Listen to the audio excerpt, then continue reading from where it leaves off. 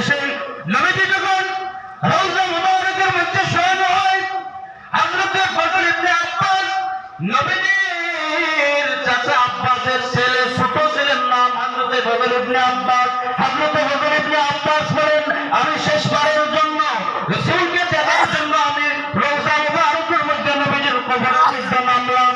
আমি নেমে দেখি আমার রাসূলকে শেষবারের মতো দেখার জন্য আমি আমার রাসূলের মুখ মুবারককে কাফনের কাপড় একটু সরালাম। আমি সরাইয়া দেখতে পাই আমার রাসূলের জবান মুবারকে নাড়াচাড়া করেন। আমি নবীজির জবান মুবারকে, ঠোঁট মুবারকে নাড়াচাড়া দেখি। আমি ফজল ইবনে আব্বাস আমার কান নিয়ে আমার রাসূলের জবান মুবারকের মধ্যে লাগালাম। ওয়াল্লাহি আল্লাহ জাতের কসম, আমার রাসূলের জবান মুবারকের মধ্যে যখন আমি ফজল ইবনে আব্বাস আমার কান নিয়ে লাগালাম, আমি শুনতে পাই আমার নবীজির জবান মুবারক থেকে বের হচ্ছে, রব্বি হাবলি উম্মতি উম্মতি উম্মতি। জুড়ে জুড়ে বলুন সুবহানাল্লাহ।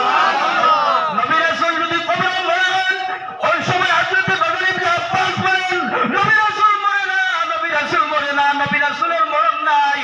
আল্লাহর নবী যদি মারা যান, আল্লাহর নবী যদি মৃত্যুবরণ করেন, এই জমিনের মধ্যে আল্লাহ পাক রব্বুল আলামিন, আল্লাহ পাক রব্বুল আলামিন রহমত বরকত নিয়ামত বন্ধ করে দিবেন।